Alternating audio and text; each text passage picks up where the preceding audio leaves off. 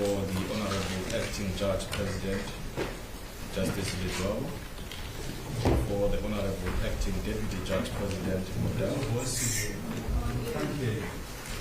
in Court 4E, before the Honorable Acting Judge President Lidwabo, before the Honorable Acting Deputy Judge President Model, before the Honorable Madam Justice Quaterel J, the matter of the Government of the Republic of Zambia versus Edgar Lungu and 7 others, case number 096565 of 2025.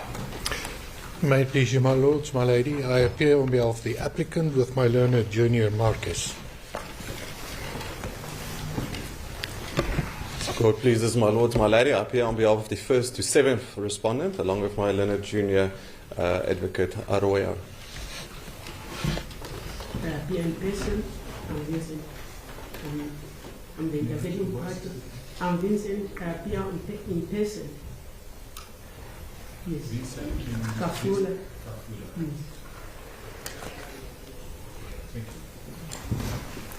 My lords, my lady, yes, that is, Mr. Kafula is the intervening party, and perhaps he should start if you would wish to deal with that matter first. May it please you. Mr. Kafula, when advocates introduced themselves in chambers, we were there. We discussed with them that in the first proceed with your application for the information. We have read your papers. We don't need to repeat what you said on the papers. Yes. So we give you about 5 minutes to support the application because it's clear from the papers that the applicants are opposing Yes, the sir. respondents. Okay, my lord. I just want to submit that the applicant has failed to dismiss my application for intervention. The critical question, my lord, So that I just want us to understand each other. yes, You've just said the applicant has failed to dismiss your my application for it's an application to intervene, my lord. It So I'm is the saying court that dismisses the application. Not the applicant. there are grounds, my lord. That's what I mean. So the grounds which they have put forward is not sufficient. They are not sufficient enough to dismiss my application to intervene. So the critical question, my lord, which must not be overlooked in this court is if this court grants an order to force the repatriation of the women into our former late president, and if such order triggers civil unrest in Zambia, how will the rights and safety of Zambians, including myself, be safeguarded?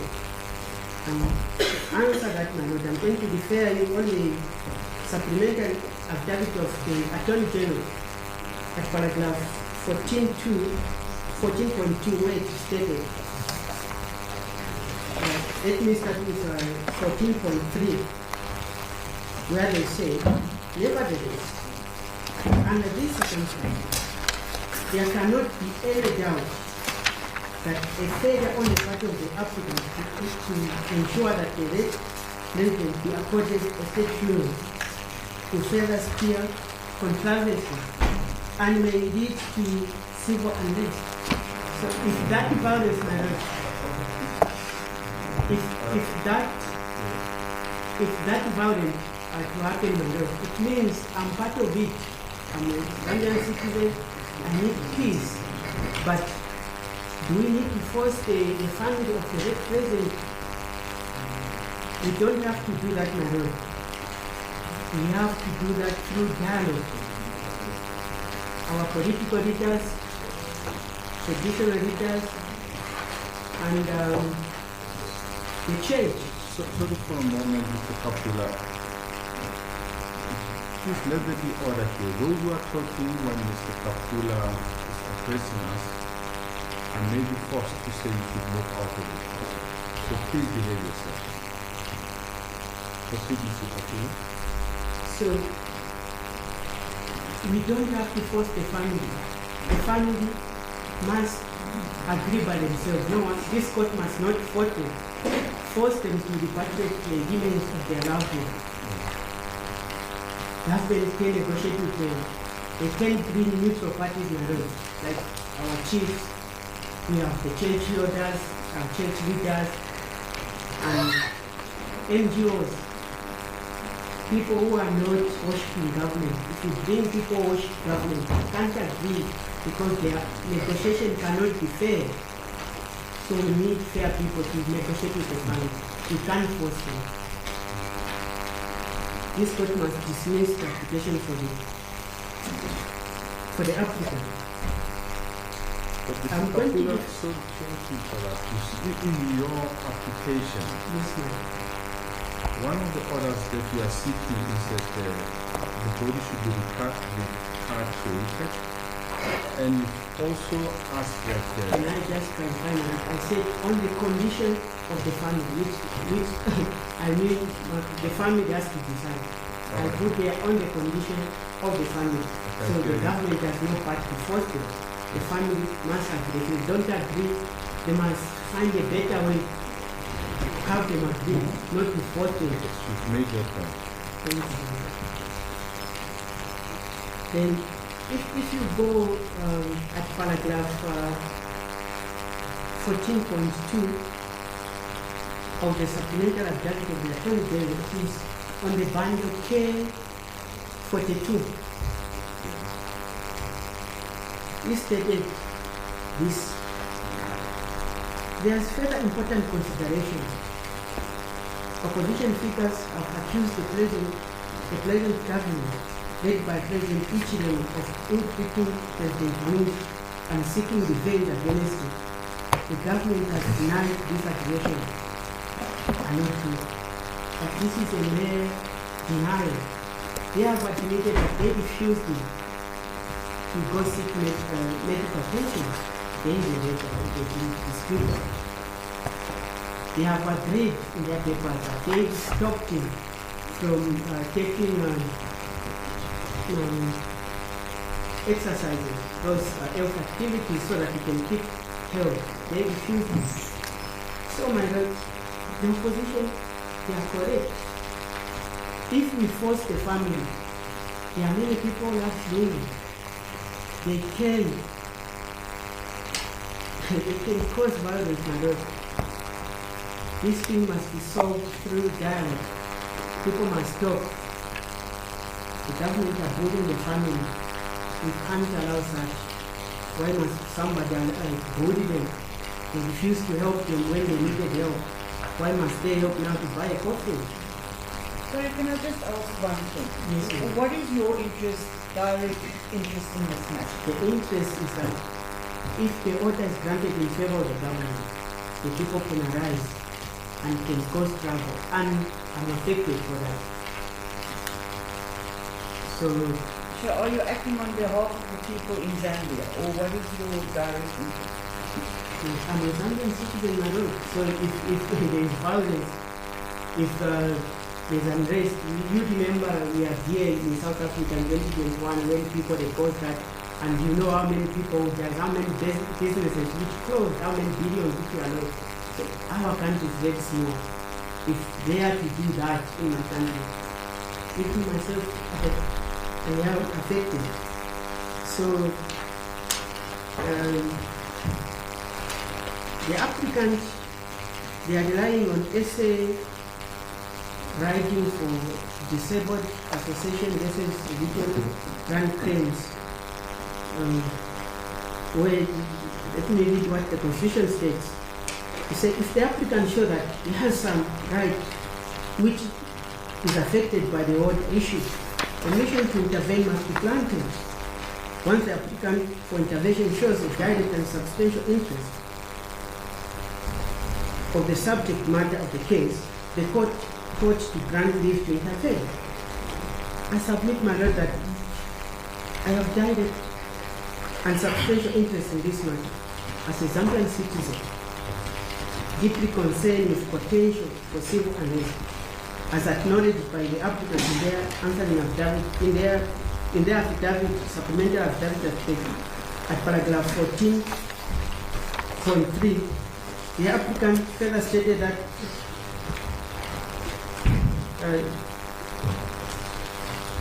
they further stated that put otherwise absent court intervention, there are no other process which the applicant is able to make use of which will ensure that Mr. Lungu's body is repatriated back to Zambia. I say, my lord, this is not correct. If they follow a proper dialogue, which neutral people are allowed to made that submission. yes. So they therefore, my lord. I see that in the application you further seek an order declaring that certain Zambian laws should be declared unconstitutional. Yes, so now I would like to make a condemnation there, my lord, because I realize that no, this court cannot make that because the constitution clearly states those things must be done in the constitutional court of Zambia. And that... Do you have further submissions to us regarding your formal application? You're not arguing the merits now, just assessing your application to join in the proceedings. Do you have further submissions? no, I've not further submission. Thank you very much, sir.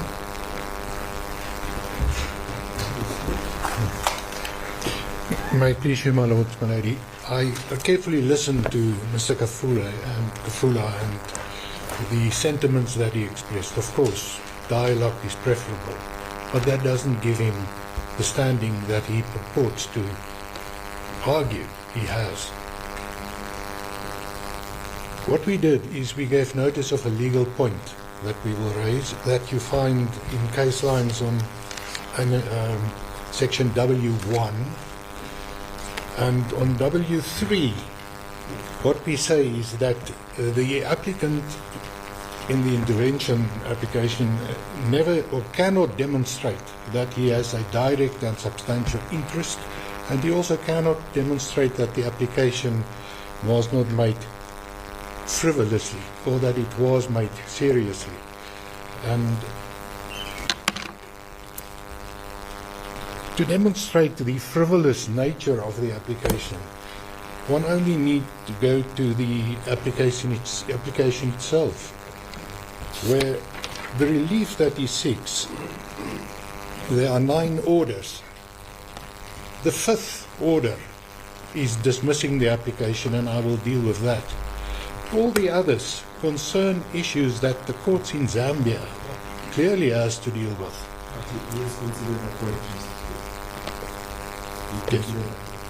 So, if that is conceded, there's simply nothing left but to demonstrate that he has, in fact, no direct and substantial interest. And I only need to take you to the Constitutional Court matter, essay riding for the Disabled Association, where the test is laid down.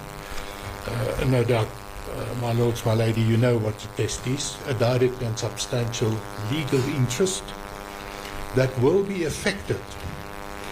And whatever the outcome of this matter may be, none of Mr. Kafula's rights or interests will be affected. He may still approach the courts in Zambia to seek the relief that he says the court should grant and which he considered can't be granted. None of his rights would be affected. So, in the heads of argument, you may have had sight of it. I apologize, it came fairly late in the day, but it is in section ZA, where the heads of argument in the intervention application appear. And I refer to the matter that the intervention applicant relies on. It's the Seguira matter versus Standard Bank, just to illustrate why this application can't succeed. And in the Seguira application or matter, the court granted intervention under circumstances where it concerned the rights of a spouse married in community of property to the joint estate, the communal residence. So what we say is Seguira serves as an example why this application can't succeed. We submit it should be dismissed. The applicant is in person in the heads. We indicated that we would seek costs. We will not assist with that.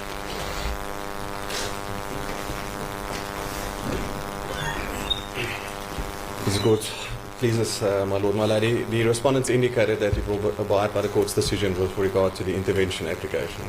We don't oppose it, we don't support it.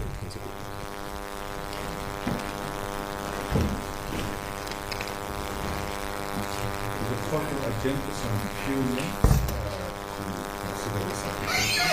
Court agents.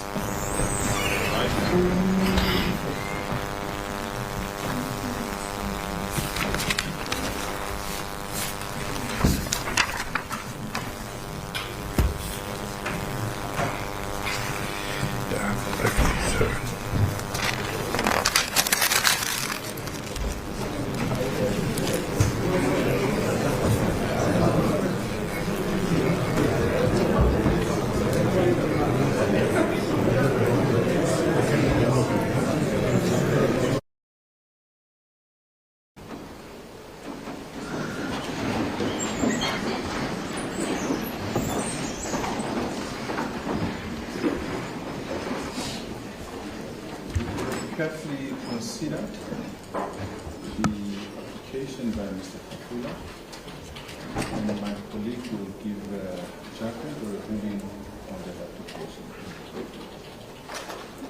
The applicant, Mr. Kafula, is asking to be joined or intervened in these proceedings.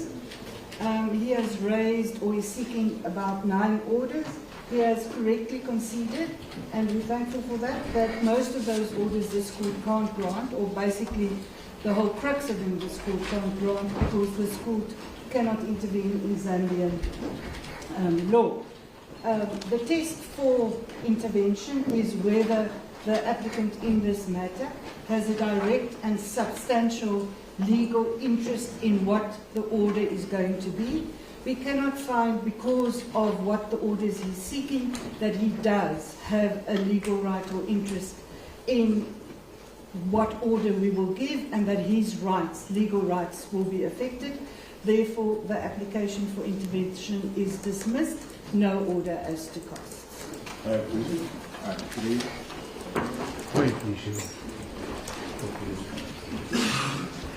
In respect of the main application, we have decided that we would give you 15 minutes uninterrupted, so that you can just address us, and thereafter you will raise whatever issues that you want to raise.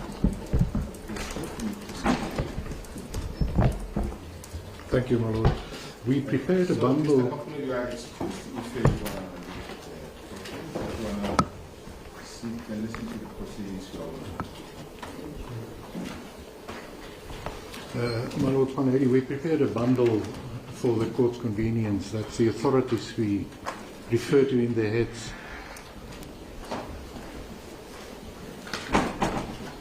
We handed a copy to our learned friends.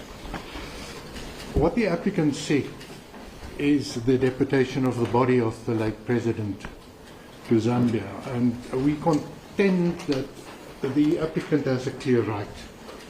Why is that relevant? Because it's interdictory relief.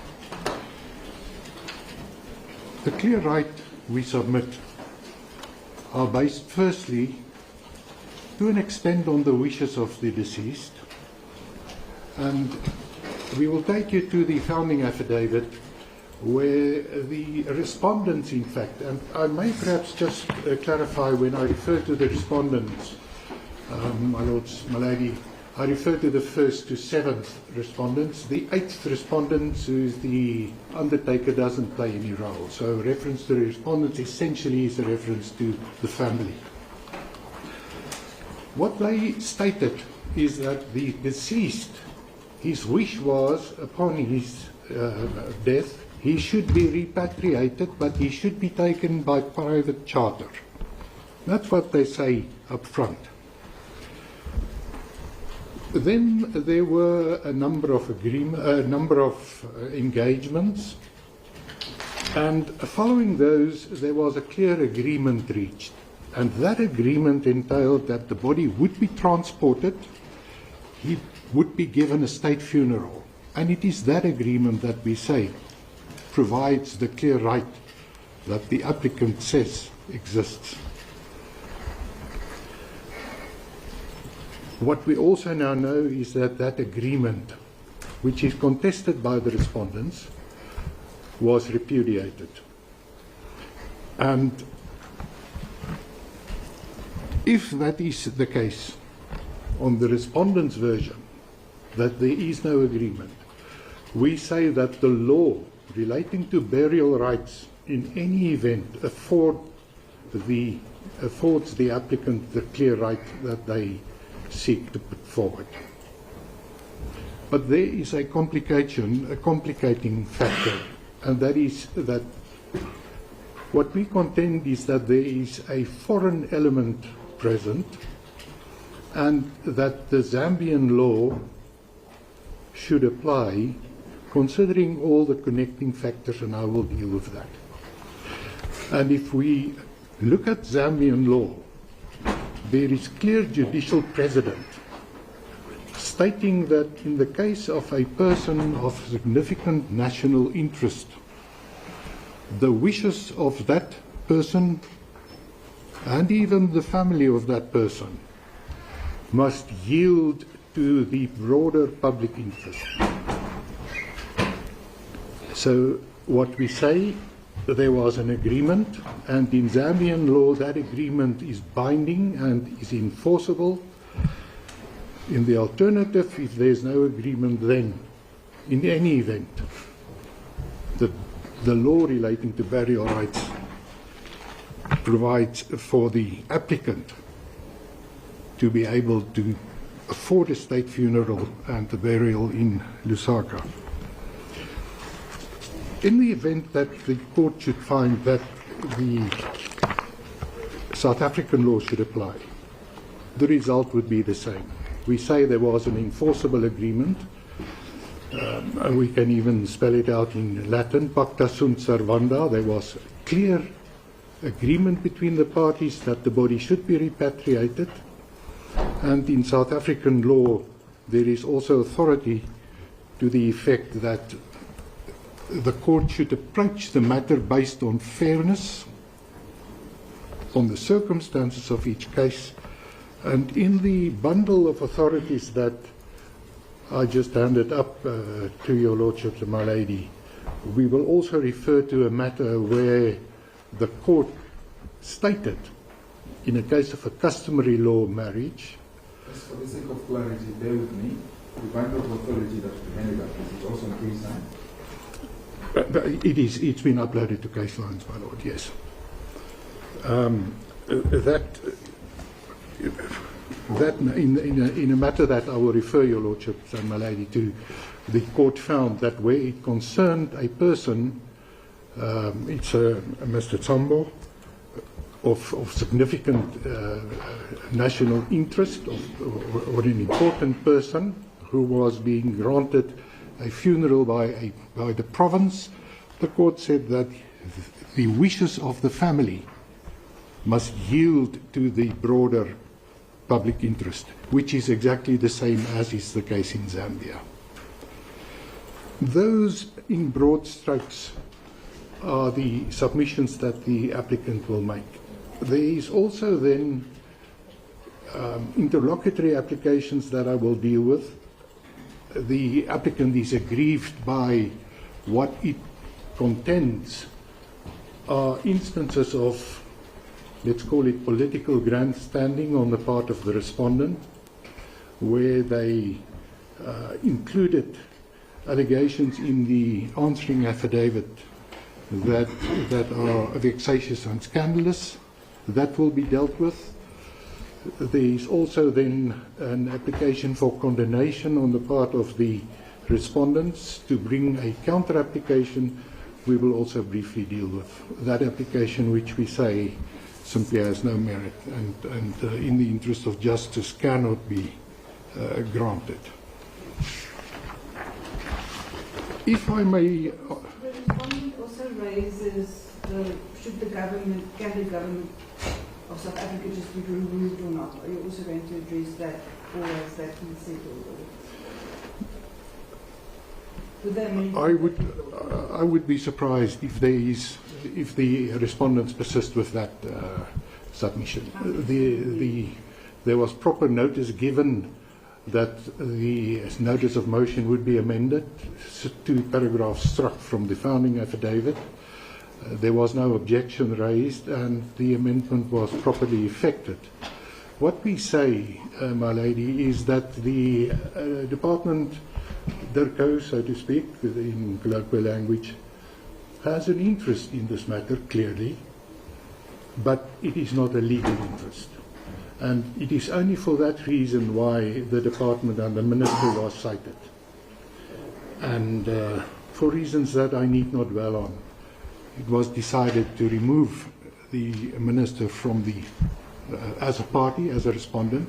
And the court order clearly gave the minister the right to intervene if the minister felt that it should be heard. It had the opportunity to do so. So I submit that there is no case or question that the department could have been removed, and it is not a case of non-joinder with respect. If I may then turn to the facts, and first start with the wishes of the deceased.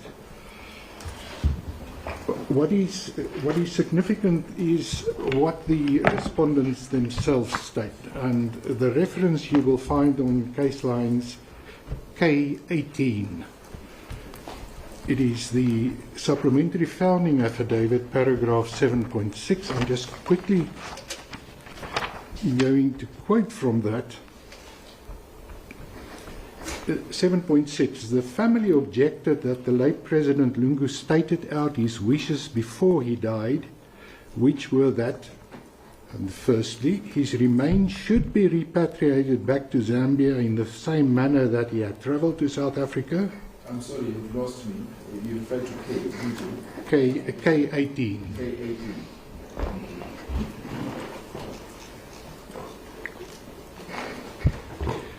And then 7.63, in the event that he was accorded a state funeral, his successor should not be allowed to attend it. Now this comes from the respondents. So the important point is that it was never the late president's wish to be buried in South Africa. That's simply not on the papers. And that's what the respondents now seek to do. So what they want is, in effect, to go contrary and against the wishes of the deceased. What they also said is that in the event that there is a state funeral, his successor should not be allowed to attend it. Now that issue was dealt with specifically in the subsequent meetings that were held between the applicant and the respondents. And it is from those meetings that a compromise agreement flowed. And that compromise agreement, important, entails that if the president is present, he can be there, but he must be there when foreign dignitaries are present, and also when the funeral takes place, where heads of states are. And I will get to that, and I will take you to the relevant portions. So the first important point, dealing with the wishes of the late president, there is no indication that he wanted to be buried in South Africa. That's a starting point. Secondly, his wish was to be repatriated. In the founding affidavit, the meetings that were held then are set out. The first one is a meeting on the 10th of June. That was in City Lodge. You find in the supplementary founding affidavit, paragraph 7.9. And the gist of that meeting, I'm just going to summarize to the court. The president would be given a state funeral, and the current president, Ichilema, would not preside over it, but he would be allowed to receive foreign dignitaries He may be present at the funeral where foreign heads of state would be present and Archbishop Banda would celebrate the Mass. And then it was also agreed that the tentative order or program would be drawn up and shared. And that program was in fact drawn up. And there's some controversy in the papers. The applicant initially said, we drafted the program. The respondents then retorted and say, no, we drafted the agreement or the program. And just for me to follow, are you relying on FAA7? Indeed. Is that what you're relying on? That's what I'm now taking the court to, my lord. That program is extremely important for two reasons. Firstly, it was drawn up by the respondents. And secondly, following further negotiations, the parties agreed that that program will be implemented. And what we say is that it is exactly that agreement that we rely on. The agreement that FAA 7 be implemented. And it is that agreement that the respondents breached. If I may ask you to go to FAA 7, it's K64 on case lines.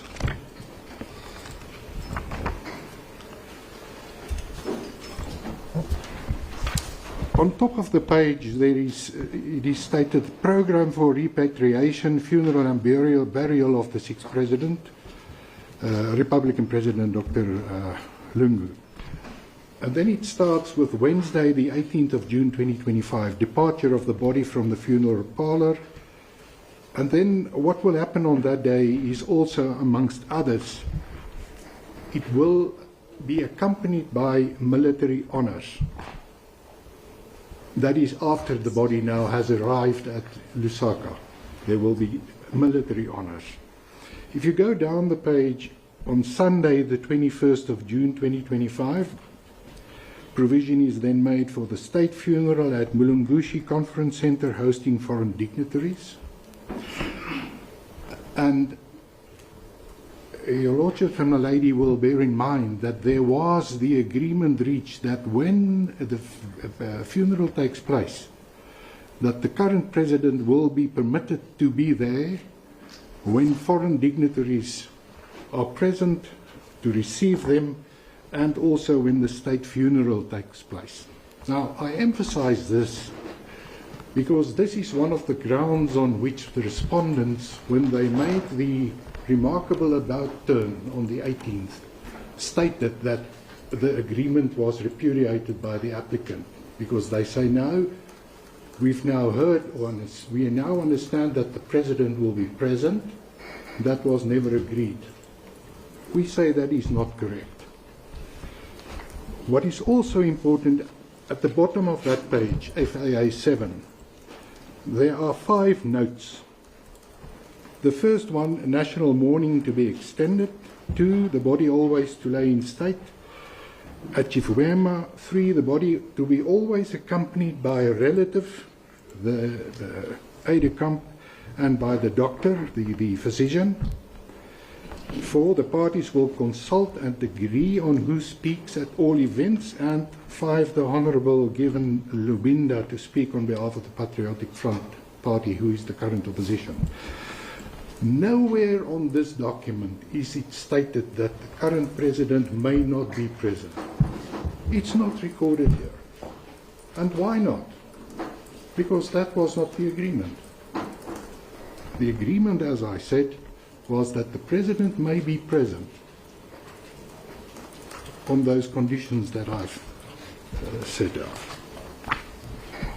So what is important is that following this program, there was again a further meeting that was held, and on the 14th of June 2025, it is now common cause that all the parties agreed on the program which was accepted. I may take you to answering affidavit paragraph 26.1, that is case lines 046.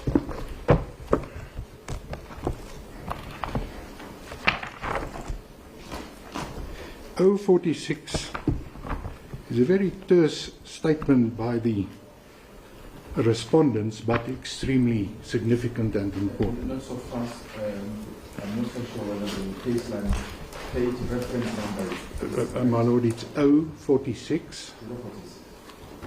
046. Yes, 046. or 046. I think it's a O, capital O.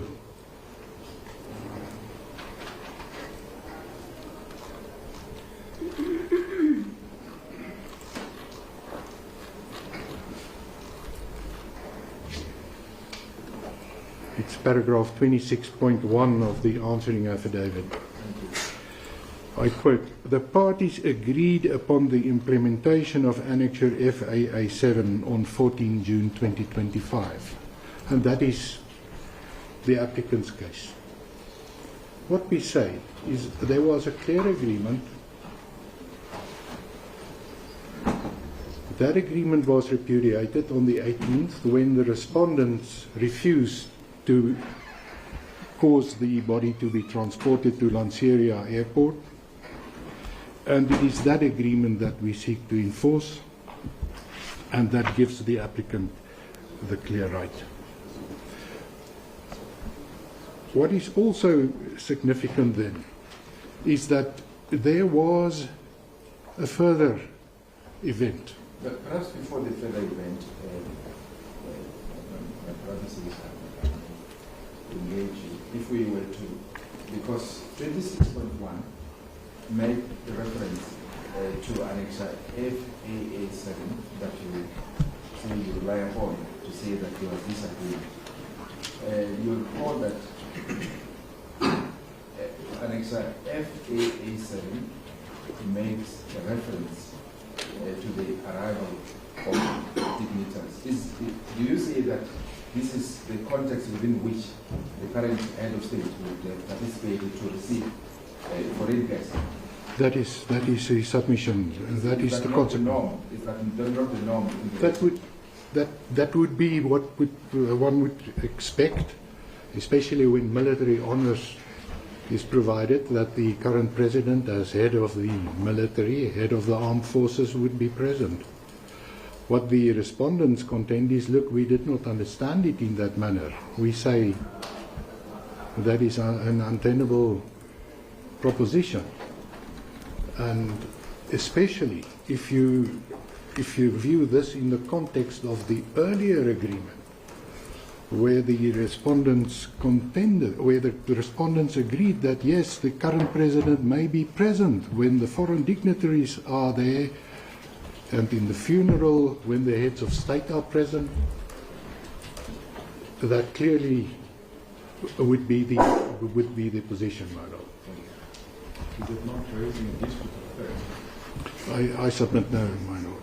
What they say, and on the papers before the court, there was an agreement. We say we rely on that agreement.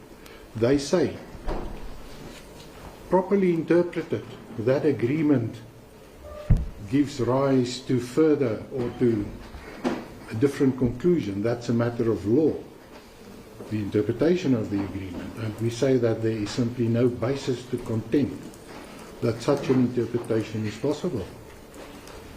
So, with respect, there is no dispute as far as facts are concerned. There may be a dispute as far as the law is concerned. And we're comfortable to say that the agreement is clear and properly interpreted. The applicant should be entitled to have the body repatriated for purposes of a state funeral.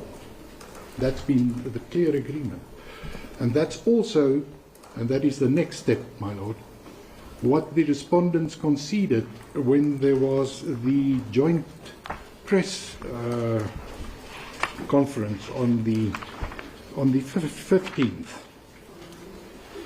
And the content of, or what the respondents during that press conference did was to candidly concede what they themselves described as a compromise agreement. And the spokesperson for the family, it's a Mr. Zulu, he stated, he set out the terms of that agreement. And you find it in the supplementary affidavit, paragraph 9.5, it's case lines K24.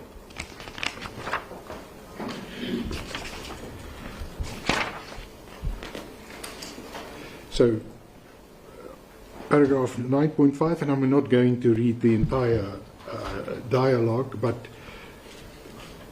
what the applicant says is that the seventh respondent set out the compromise agreement that was reached. Number one, that the body of the late president shall be transported together with the family from Lanseria using a private charter. Secondly, following arrival and receipt of the body by the family, full military honours will be conducted at the Kenneth Kaunda International Airport, after which the body shall be taken to the funeral house. Paragraph 4, that the state funeral that will host foreign dignitaries shall be held at the Mulungushi Conference Center. And it goes on. 7, the body of the late president shall always be accompanied by a relative, the aide-de-camp, and former president's personal physician. So what the respondents, Mr. Zulu was always the spokesperson for the family. What they confirmed is that Annex FAA 7 would be implemented, and that is what we say what should happen. And then sadly the respondents turned around and reneged on that agreement, which their spokesperson clearly articulated.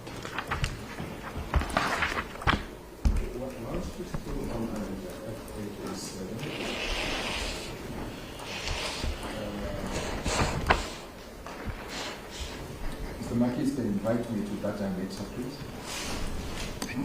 K64. Somewhere at the bottom, I think it talks about that there will be further communications. Yes. Now, is there not an indication? It says that the parties should consult and agree on who speaks all points. Yeah. Now, the fact that an agreement has not been reached on this, it is not an indication that the parties have not yet fully agreed about how the former president should have. My Lord, what the agreement says is that you will consult. Whether that would be enforceable by a court, that may be open to debate. And there is no allegation that the respondent or that the applicant would not be prepared to consult. So what the respondent said is that no, the president would preside over the proceedings, and they also indicated that they want to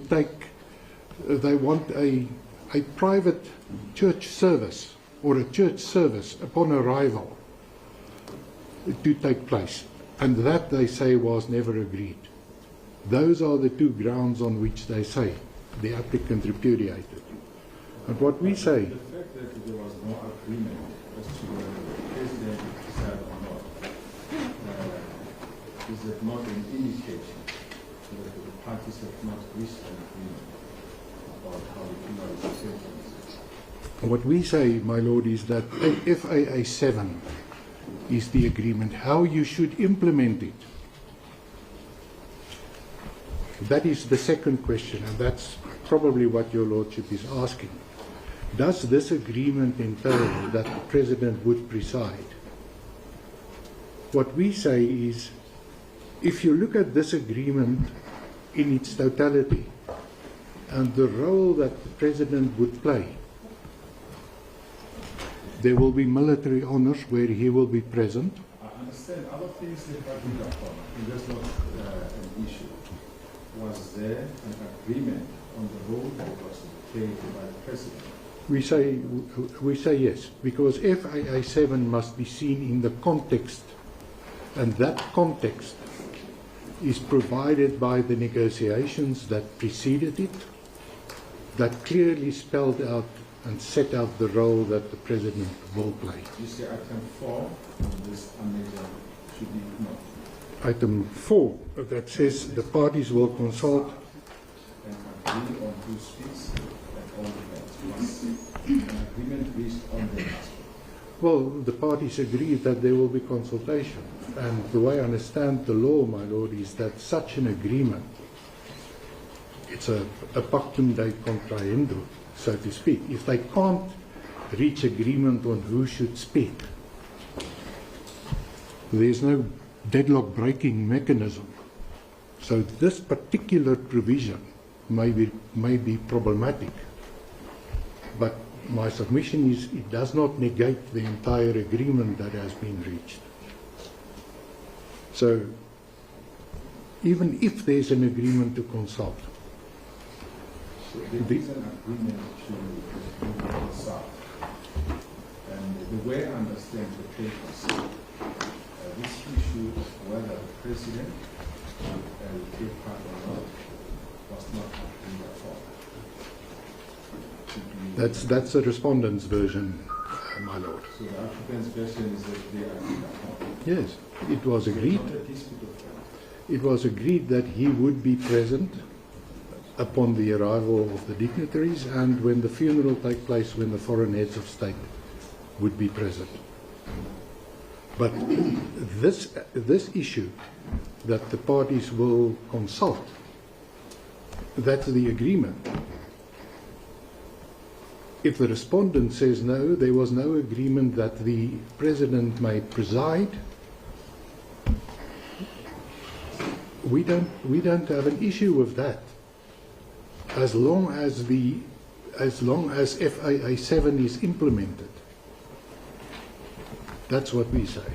So interpret FAA 7, and if you look at FAA 7, that's what the applicant seeks in the notice of motion. Implementation of that.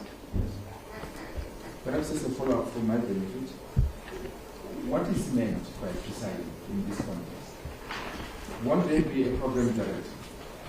Well, does it mean that the current president will be presiding over the program? Is that what is meant by presiding? my lord, I can only take it as far as what the paper says. Perhaps the draft program might give us a clue. The draft program that was prepared after the agreement that we have done on FAA 7 might give us a clue. Is there a reference to who is presiding in that draft?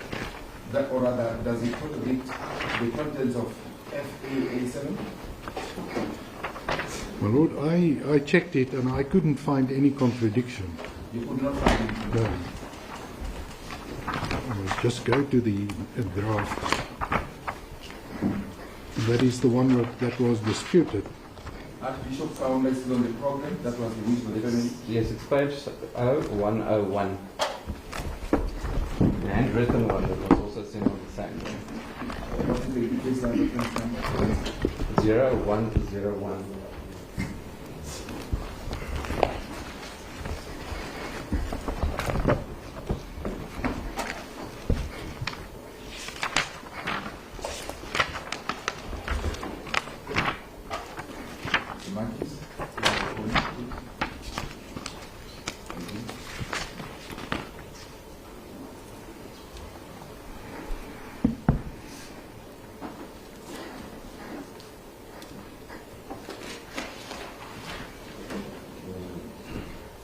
So 0101, as I understand, is common cause, is that right?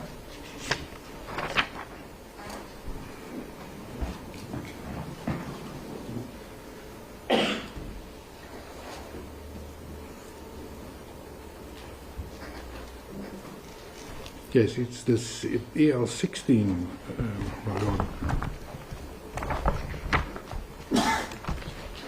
I just need to find the reference in the answering affidavit.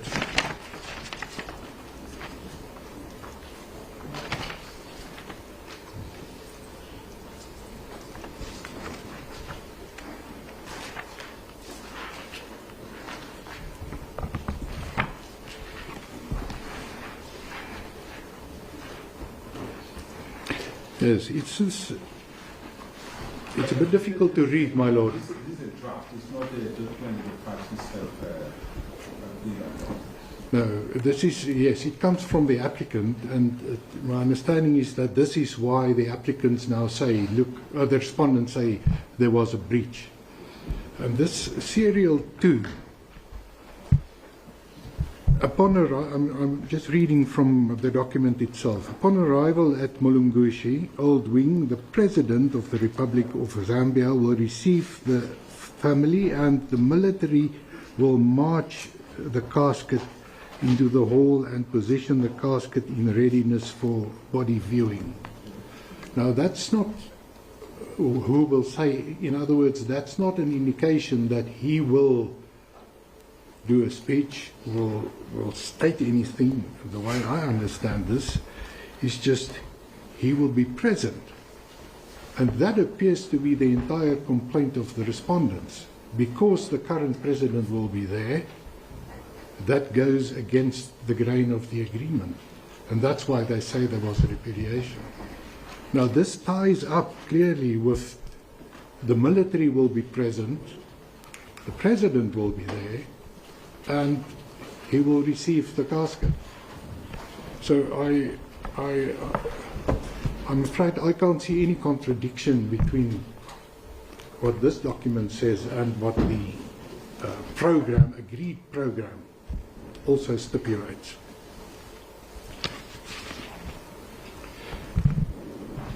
So to conclude on the agreement itself, what we say is that the relief we seek is based on this agreement, and the issue that bothers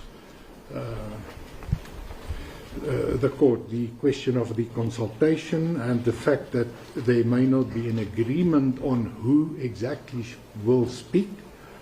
What we say is the agreement provides for a consultative process.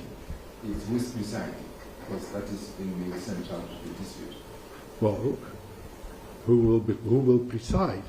As far as the funeral is concerned, it's clear that the Archbishop will preside. When the body arrives, the President will be there. He's head of state. He's the head of the military. He will clearly be in a position there to represent the state of Zambia, the Republic. And if you call that preside, then yes, he will preside. What we say is there will be military honors. And if the conclusion is that the head of state will preside, then that is a conclusion that will flow logically from that fact. It will not mean that the applicant has breached the agreement, because this is what it is really all about.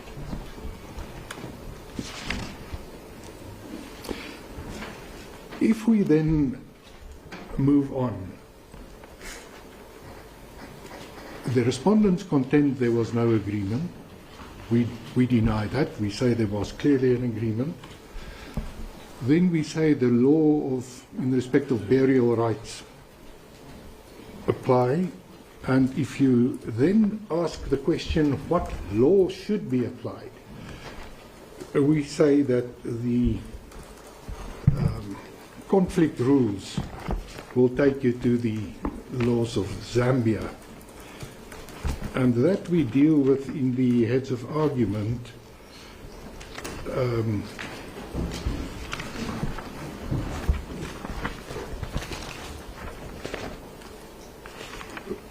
Paragraphs 3.6 to 3.8.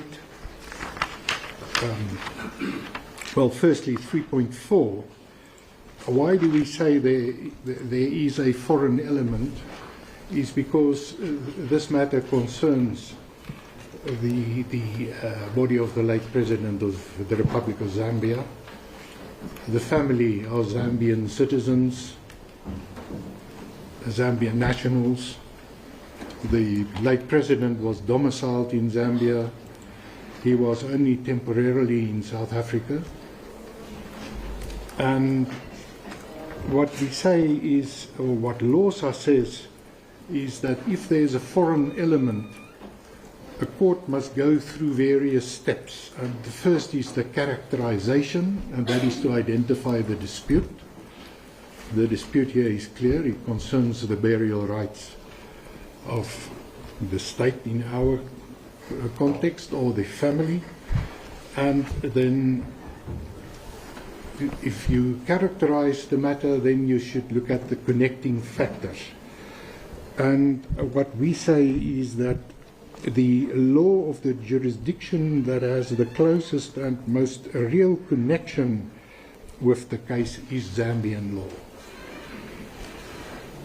On 3.5 of your case, you correctly states that dealing with these issues, there are other factors to be considered, social resilience, and other aspects that you mentioned here is a place where transaction takes place.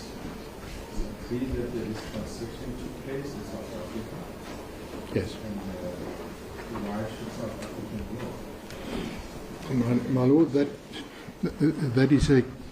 that's a complicated or a complex issue, because it may be that the law of Zambia would say, look, in an event such as this, you must look at the law of the contract, the place where the contract took place, the lex loci contractus.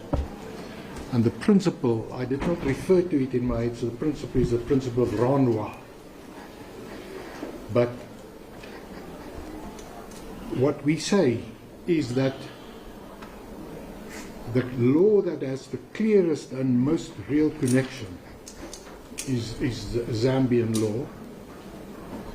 But yes, the court may decide to deal with the matter on the basis that the parties contracted in South Africa, the lex loci contractus should apply, and if you do that, then clearly the result would be South African law, and then the contentions that we have already made as far as breach is concerned would apply. Incidentally, the position in Zambian law is exactly the same as in South African law as far as the law of contract is concerned. In the heads I gave you a reference to an eminent writer on the law of contract.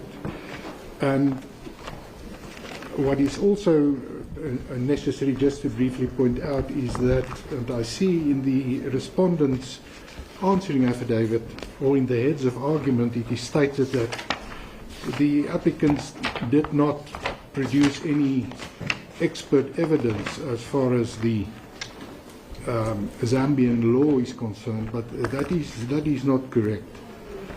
The supplementary founding affidavit makes it clear that the Attorney General who deposed to the founding affidavit is an expert. He's the government's chief legal advisor. He has various law degrees.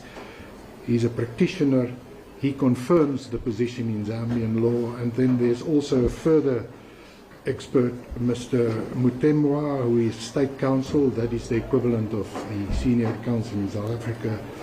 He's also an expert in Zambian law, and he also confirms that the position in Zambian law is as is set out in the supplementary founding affidavit. What I need clarity for is that since this current law, the court may consider, and if we consider South African law, it also look at the Constitution, countries regarding the dignity of life, nations, and freedom. Yes. Now, if we focus, or if we decide to consider South African law, should the rights of respondents be given more? What we say is, if you look at South African law and you look at the right of the respondents, you should look at it in totality, and that will take me to the matter that I want to refer you to. But if I may perhaps just finish with the Zambian law and the law relating to burial rights. And it won't take me long, my lord. It is that matter of the people versus Secretary of Cabinet, ex parte Kaweche Kahunda. And you will find the relevant portion on K126, where the Zambian High Court stated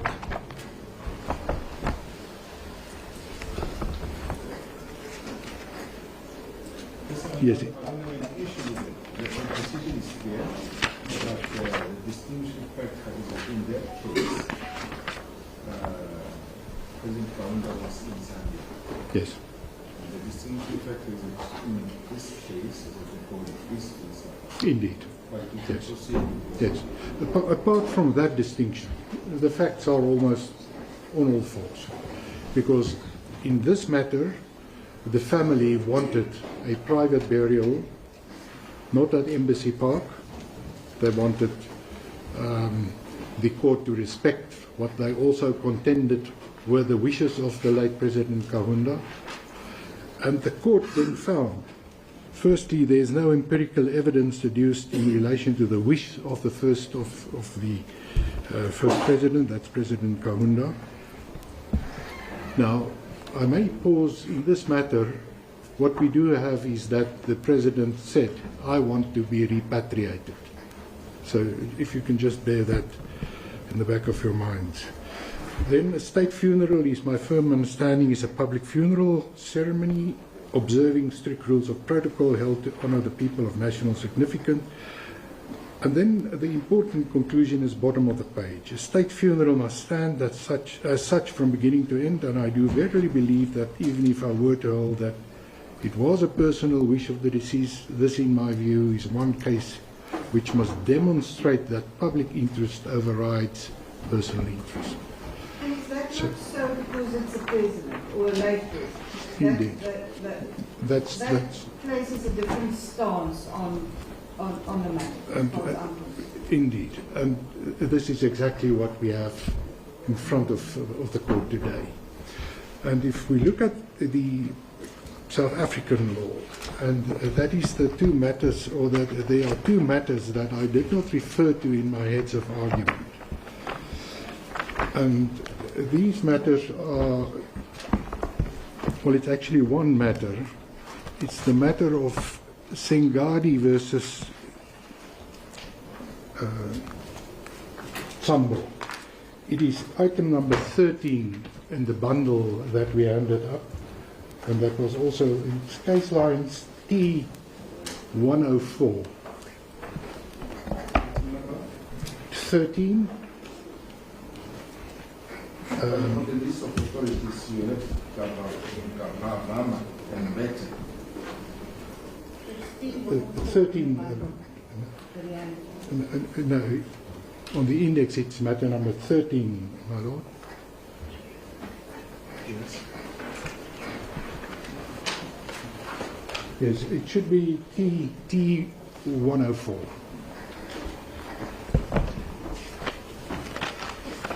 This is a decision from the Gauteng local division. Mokgatleng J, His Lordship, granted that decision. And what this matter was all about, it concerned an application by the customary law wife to have the deceased buried at a place where they wanted to arrange for the burial.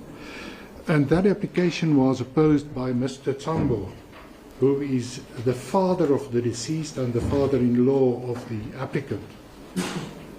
And the issue in that was raised was whether there was in fact a valid customary law marriage. And the contention was that the wife was not properly handed over to the husband's family.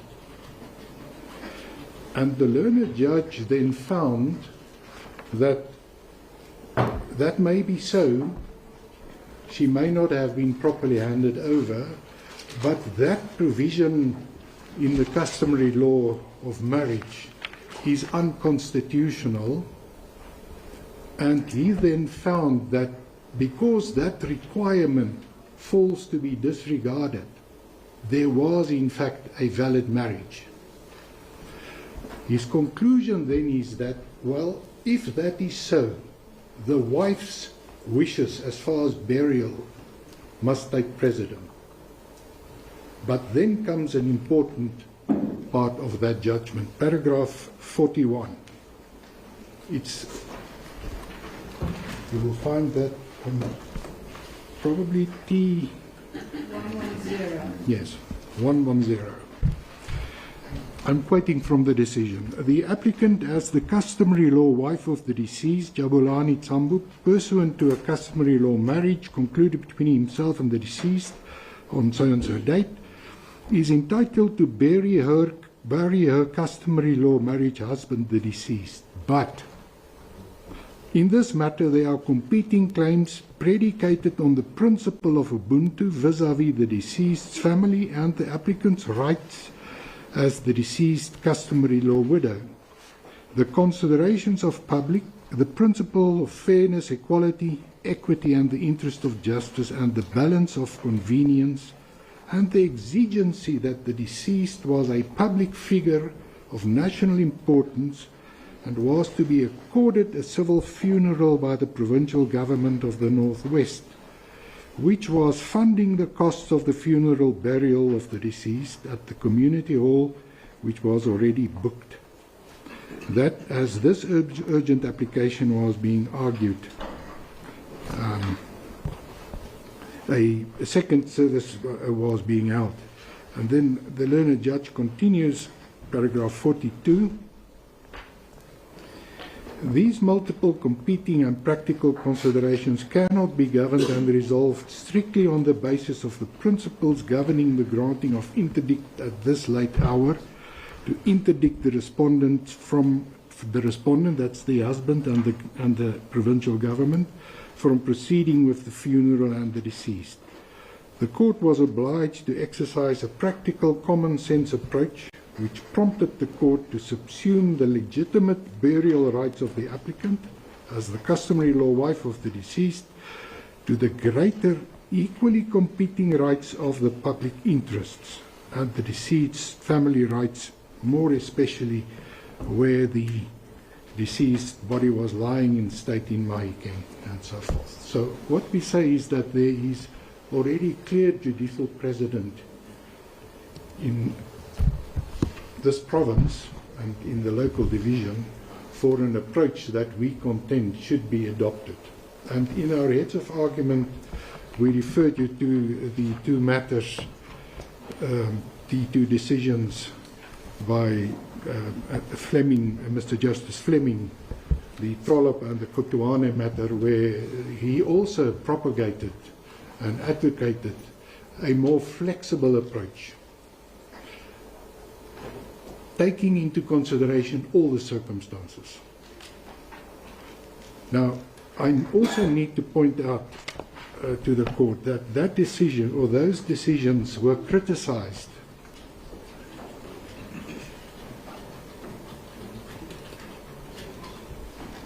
Mr. Speaker, I just want to indicate that we've got another 15 minutes to address this. I will comfortably make it. Those decisions, the Kutuane and the Trollop decisions, were criticized in the PN and another versus PN matter. It's referred to by the respondents in their heads of argument, and it's also, it should be, it's item 15. Item 15T128.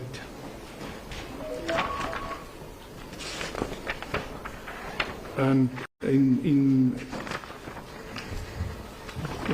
the PN matter,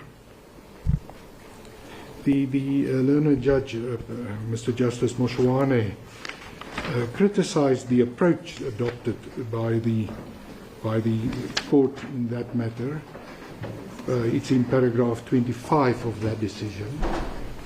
And what the learned judge pointed out is that, look, you can't just ignore the rights of the common law wife in a common law marriage. And if you want to, if a court wants to develop the common law, then the court it should be done properly. But what I should just point out is that the court in the PN and PN matter was seized with principles relating to the burial rights of customary law that flow from a customary law marriage. In the Trollop and Kutuane matter, the judge dealt with civil law marriages, and he referred to Foot. And what Foot said would apply in the case of a burial, and what the learned judge pointed out is that Foot is more concerned with the duty to bury. In other words, not to let the body decay, not to let the body unburied. And what the learned judge said is that Foot did not concern or did not consider the right, who has the right to bury, and especially what would be the position when there is, or when there are competing or conflicting claims, such as what we have here. And it is in that context that the court in Trollop, and also in the second matter, the Kutuane matter, concluded that the court should adopt a flexible approach and look at all the circumstances. And what we say is those circumstances, as was the case in the Sengadi versus Sambo matter, resounding conclusion would be the government or the applicant should be entitled to bury, for the very reason that the late president was not an ordinary person. I might point out that the Sambo matter, Sengadi versus Sambo, it went on appeal to the SEA, and the SEA dismissed the appeal, but for a different reason. What the SEA found was that the court could not have, of own accord, concluded that the rule, or the customary law rule, to hand over the wife was unconstitutional. The matter was never raised on the papers. But the Supreme Court of Appeal then found that on the facts, there was in fact a marriage. And it reached the same conclusion as the quota quo, but via a different route. But the SCA never criticized the finding of the quota quo in paragraphs 41 and 42. As I indicated or said, it dismissed the appeal. So what we say is that the principle in the Sengadi matter would accord with what was also found to be the proper approach by His Lordship Mr. Justice Fleming in the other two matters that I refer to. And it is also clear from that decision by His Lordship Justice Fleming that there is a difference of approach between what he referred to as the Old Transvaal province and the position in the southern jurisdictions, in the Transkei and Eastern Cape, where they give preference to the rights of the surviving spouse or the heirs. And we contend that the approach by Fleming and also in Sengadi should be followed and should be adopted. That concludes my address to you on the merits. I just need now to deal with the condonation application and then the application to strike out. Dealing with the condonation first. What the respondents seek to do is to introduce a counter application at a late hour, late in the day, so to speak. And the counter application is peculiar because what they seek to do is they want to introduce, and they say that they do it on the basis of the facts already put before court in the answering affidavit, is to declare the agreement, which we have now indicated has its basis in FAA 7, to declare it void based on a misrepresentation, fraudulent, alternatively negligent. And then they also say, well, there are two further grounds on which we seek to impugn or have the agreement be declared invalid, and that is firstly because it is impossible to fulfill, and secondly because it will grant or cause undue hardship. And in the answering affidavit to that counter application, what the applicants simply say is that there are no facts provided to support any of those contentions.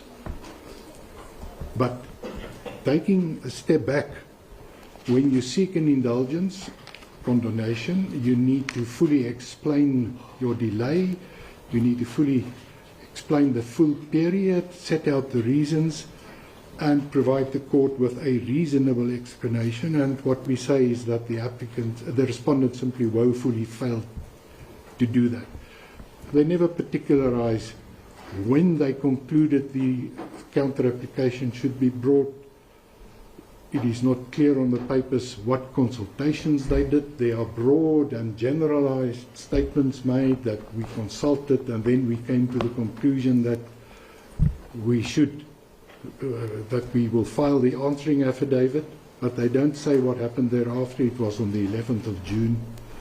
So what we say is that an applicant for condonation should show good cause. It has two legs: a reasonable explanation, which we say is lacking.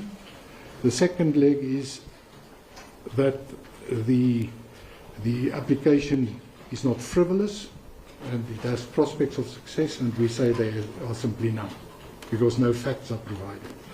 The Constitutional Court says there that ultimately it must be in the interest of justice, and we say under the circumstances that you have before you, interest of justice will never be served by granting condonation, which will lead to postponement of the matter.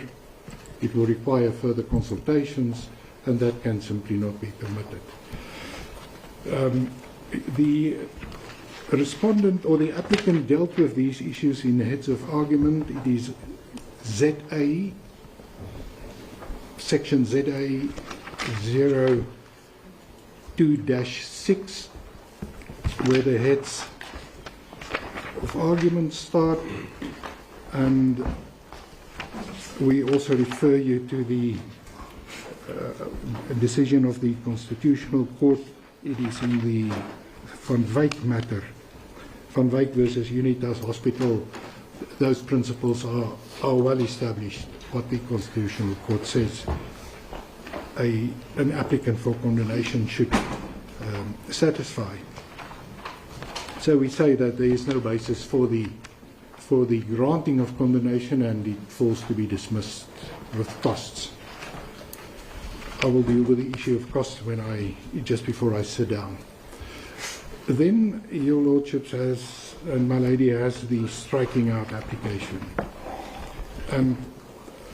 What the applicant says is that there are portions of the answering affidavit that are vexatious and scandalous, that serve only one purpose, and that is to paint the current president with a tar brush, and that is completely irrelevant to the matter at hand. Those allegations, because they are unsubstantiated, no facts were provided, we say we can't answer thereto. So that's where the prejudice lies. And in the supplementary founding affidavit, those instances are listed, and I do not intend to go through and to read out each and every one of these offending portions.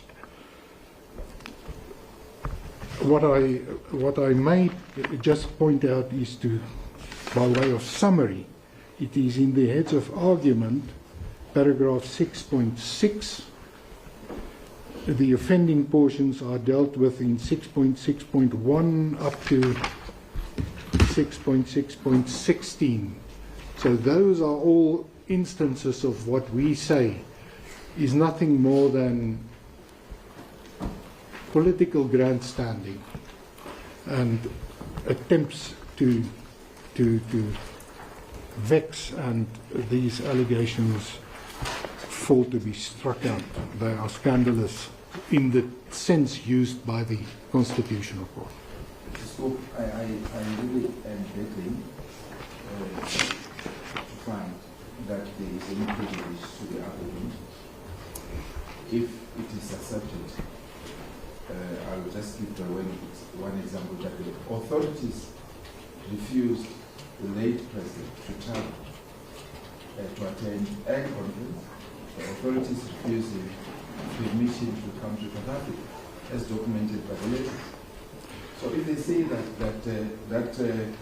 might well contributed to his early demise, then that's the prejudice. They are giving context. Well, my Lord, that particular allegation, if my memory serves, we do not seek to strike. What we do seek to strike is where there are references to persecution, that the President fled Zambia. Those allegations, we say, have no place here because they are simply not the truth. Well, there are no facts to back them up. And that's why we say they must be struck.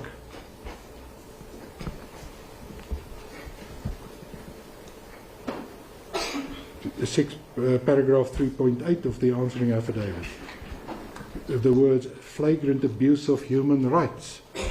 But human rights were abused. It's not particularized. Those instances that they say he was refused permission to go to a church on one instance. He was refused to leave the country because he did not provide medical records in another. Are these instances of flagrant human abuse? Clearly not. So what are these? And that's why we say we are prejudiced.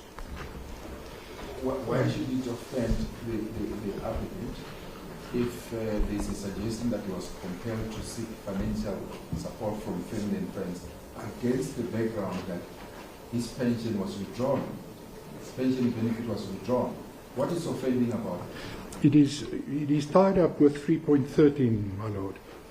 It says, this pattern of targeting the family members of political opponents, and then it ends with that sentence. Perhaps I can just go there, because you need to read these in context, in the broader context. So what they say is that there was a concerted effort on the part of the applicant to persecute. That's what they say, and that's what we say the applicant is prejudiced by. 3.13, if I may just go there.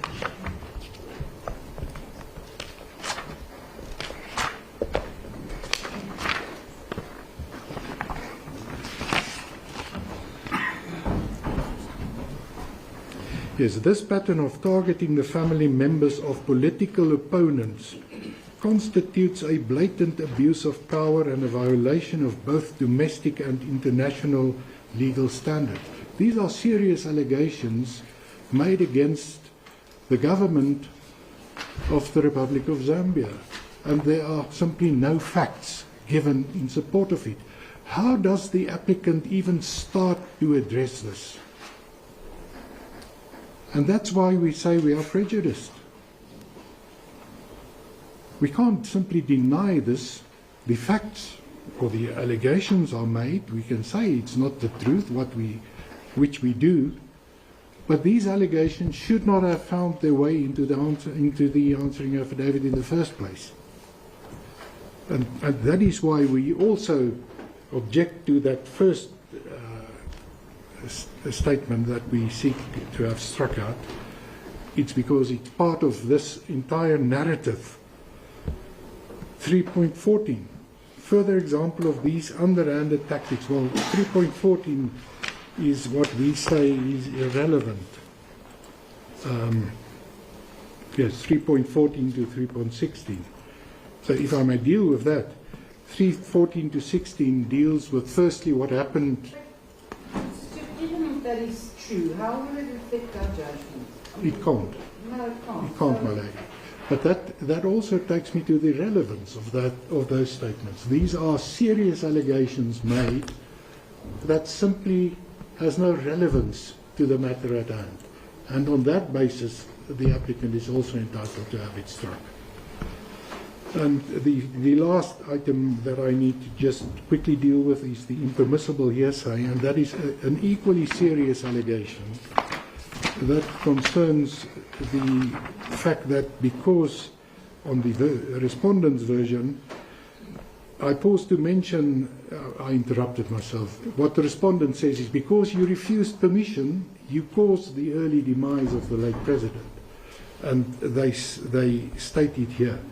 I paused to mention that the treating physicians expressly indicated that had the late President Lungu been afforded the opportunity to consult with them during 2023 or at latest early 24, they would in all probability have been able to remove the tumor timeously, thereby avoiding any life-threatening consequences.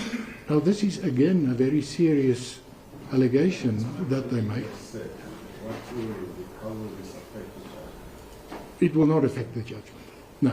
But so it's irrelevant, firstly. But secondly, this comes from the mouth of the treating physicians. It's not confirmed, and it's the serious allegation that is made that simply depends on. You can't touch any weight with it, my lord. But what we say, it should be struck. We are entitled to have it struck. It is irrelevant, it is impermissible hearsay, and we seek an order to that effect.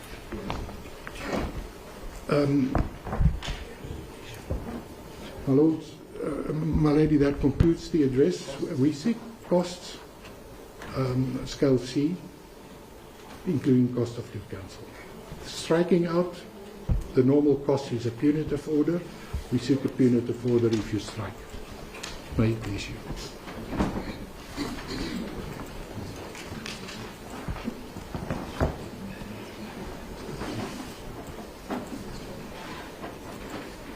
Thank you very much. Just for 15 minutes.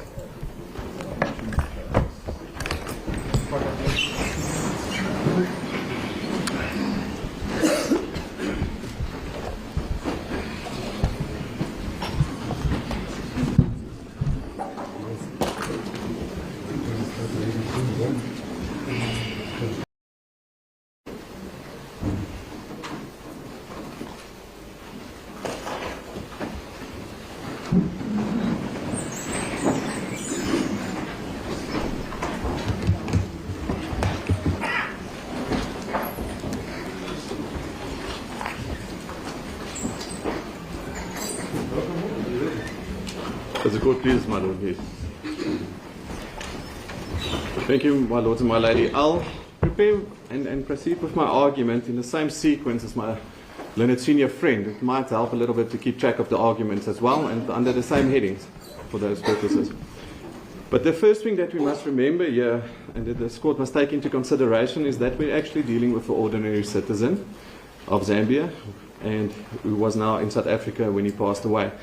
And that's made clear in the letter that was sent when his benefits were withdrawn, my lord and my lady, and that's EL10 on the 30th of October 2023. The late president, for all intents and purposes, according to the applicant, became an ordinary citizen. His office was taken away, his salary was taken away, all of his pensions was taken away. Now, it's ingenious for the applicants to now allege, only when there's an urgent application before this court, to say, no, it's now all back. After his passing, we are giving him back all his benefits, my lord. That can never be, and that's also not what the Benefits Act states. That was not taken any further by my learned friend, but I submit the Benefits Act does not make provision for the reinstatement, at least not after the death of the late president, and in any event, it only refers to benefits that he would have gotten, nothing that he must take or ought to have taken, or that can be enforced upon him.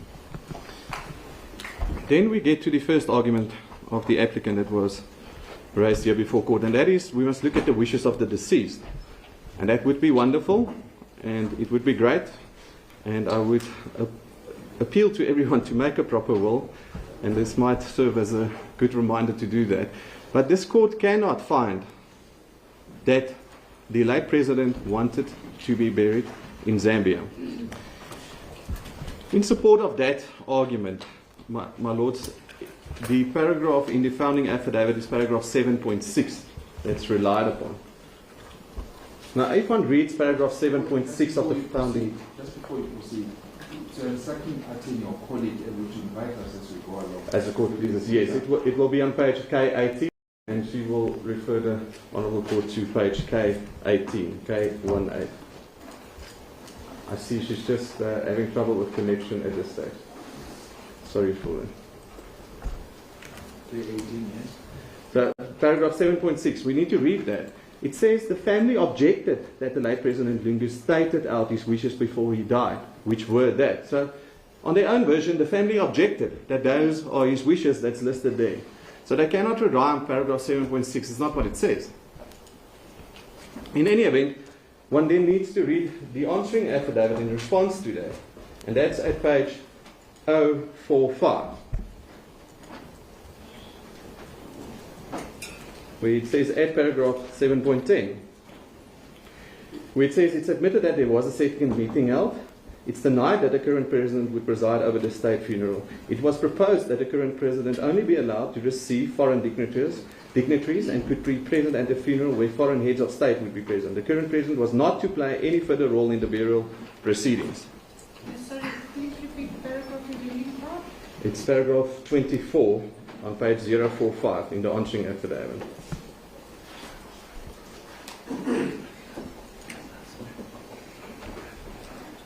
But does it say that they object to the body going to Zambia? It does not say it objects. It does not say it wants to. The body needs to go back, or that was his wish. As the court pleases, my lady. I apologize. No, my for lady. asking the question. I understand.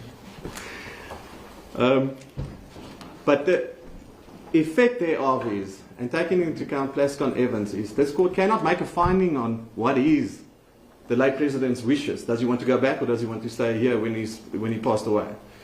So that question cannot be answered by this court on the papers before it. What was the wishes of the late president? And that argument then falls flat for the applicant to say, but his wishes was that he needs to go back. He's repatriated. Then it leaves them with the second argument of a pleaded agreement. Now, the pleaded agreement we find on paragraph 7.10 of the founding papers. K19. Case lines, page K19.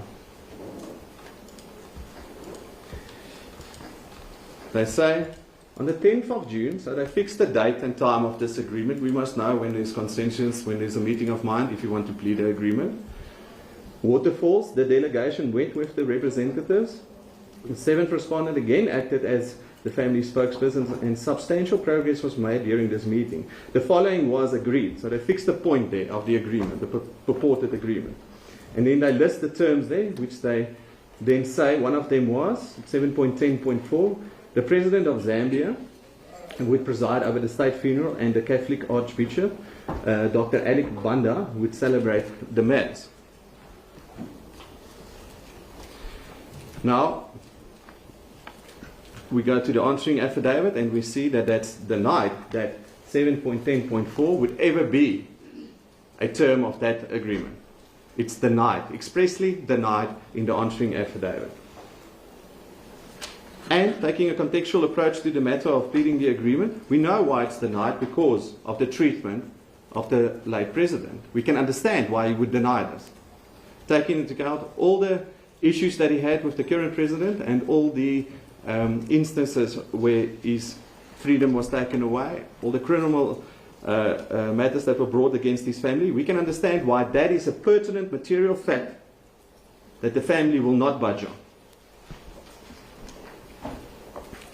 And then we need to compare FAA 7 with EL 16, because FAA 7 is the one that was referred to in the founding affidavit incorrectly, that was prepared by the applicants. That one was prepared, in fact, by the respondent. And then in the replying affidavit, they agreed that that was a mistake. It was prepared by the respondents, the typed version. And that's the version when this court correctly found that, but it's not a final version of an agreement, because even at the bottom it says parties will consult and agree on who speaks. I'm sorry to interrupt. There was no finding.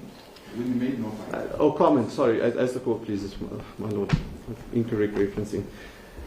But where there was a comment that says parties will consult and agree on who speaks at all events. Clearly, it's not finalized. All those issues in FAA 7. One then sees the proposed agreement that was handed to the respondent, EL 16, which differs from FAA 7. So FAA 7 would be the version of the respondents, and EL 16 at that stage would be the version of the applicant. Now, if those two don't coincide, there's definitely no meeting of minds, and there's no consensus. There can never be. There's objective proof that it can never be. So EL 16 specifically says, at that second paragraph, upon arrival, I can't make out that word, but the old wing, the President of the Republic of Zambia will receive the family and the military as much in the conflict. And then there's a further paragraph, subparagraph A, the President of the Republic of South Africa, Zambia, will lay the wretch on the proceedings. And then they differentiate between dignitaries and the President by visiting by all dignitaries, but they differentiate in A, in that subparagraph, between the President and dignitaries. So you cannot even take it that dignitaries just simply includes the President. This is their version. They make the differentiation between dignitaries and the President.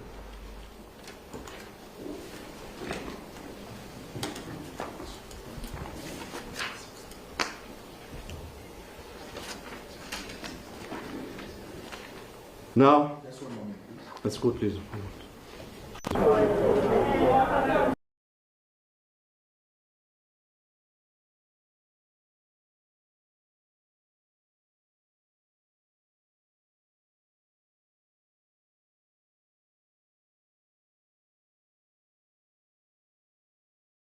Conflict rule, and they say we should take the law of Zambia to be applied here. So the Lex Fori, it seems to be common cause. We're in the forum of Pretoria. They chose the court here. No issue about the forum. So the Lex Causa, there's an issue about. Based on that, I refer to the characterization test. And they say because there's only one foreign element, and that is that the deceased is a Zambian national, this court does not have jurisdiction. There is one element that they can rely on, that's common cause. All of the other elements and connecting factors brings them back actually to South Africa. And those connecting factors is, if you look at a part delicta, the delict, if you want to call it a delict, was transpired in South Africa. The death transpired here. If you look at the interdict, they're seeking a South African interdict to be enforced in a South African country. The wishes of the deceased family, with all due respect, the Lex Causa, if they want to rely on agreement, all of that was reached in South Africa. The connecting factors doesn't favor the applicant to apply the Zambian law, with all due respect.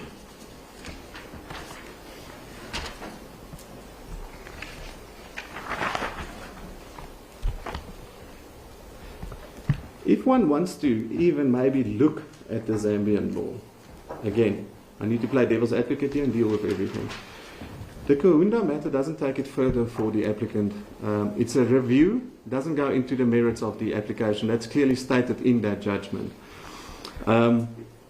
It dealt with a current or late president in Zambia who did receive his benefits and was not a normal citizen. So the Kaunda matter doesn't really help them, with all due respect. It's differentiatable to the matters before the court now. What about the reasoning of the court? What of the court of that mean? Well, the public interest was because it's the actually it's the late president We have a list. No, we do not, my lord, with all due respect. Is this not a late president? If he was treated as a late president, he would not, we would not have these issues with all due respect. His benefits and everything was taken away from him. He is a former president, So yes. With regards to how he was treated, he wants nothing to do with the current president. And that is completely understandable, taking the context of this matter. If I were to have, or any person to have, and it's not about who's right or wrong, it's to see the context you're in. I have any gripe with my brother, and I do not want him to preside over my funeral. It's my wish. And those wishes, this court will give effect to. Like I say, rightly or wrongly, doesn't matter. Practicalities aside, doesn't matter. The wish of the deceased is that the current president must not be there. And in fact, he said it on numerous occasions. There's podcasts, there's his own words about how he was treated, and one can understand that he doesn't want the current president to preside over his funeral. Mr. Rottenwood, can you clarify me on this point? Should this court consider the wish of the deceased or the wish of the wife and the family? If the wish of the deceased can be ascertained about where to be buried, this court needs to enforce it. If it can't be, you look at, according to South African law, and even the cases my learned senior friend refers to Sengadi and the like, all of those cases in South Africa, you look at the deceased, does he have a will, does he say where he wants to be buried? If he doesn't, if we can't make that call, then we look at his wife, basically. If it's now his custody wife or civil wife, we need to find out who's his wife in terms of all of those decisions, and we look at it, and then maybe the next of kin, the siblings and the like. Those are how I see the case law in South Africa. What is the wish of the deceased? Where do the deceased want to be buried? Well, we cannot say where he wants to be buried, my lord, so I cannot make that submission. The wife? The wife wants him to be buried here. Was there no arrangements that he should be taken to Zambia to... There were certain negotiations shortly after his death about whether or not to bury him in Zambia or not. All of those negotiations, offers, counter offers, all fall flat. And there's no agreement to it. The wish as it stands here, as contained in the answering affidavit, is that he be buried here. That's a court order.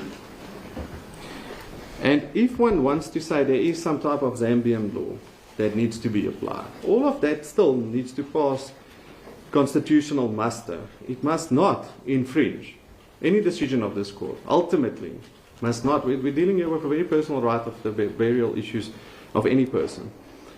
And the court cannot, or the applicant cannot, infringe on the following rights. Section 10, the dignity of the deceased. Section 15, the freedom of religion. 30 and 31, the rights of cultural practices. Section 12, 2b, security and control over one's body, which includes the deceased's body. This court ultimately must find, whatever the decision is, that it does not infringe on these rights. So even if Zambian law is to be applied, it needs to be tested against the Constitution. And that's those rights that are now presented to the court. And how would it infringe the cultural rights? Well, the cultural rights in all of the matters, my lady, and even in some of those Zambia matters that's been referred to by our learned friend, is the family's wishes. It's pretty much pertinent and of paramount importance. So that's the only thing you're referring to? With regards to the... yes.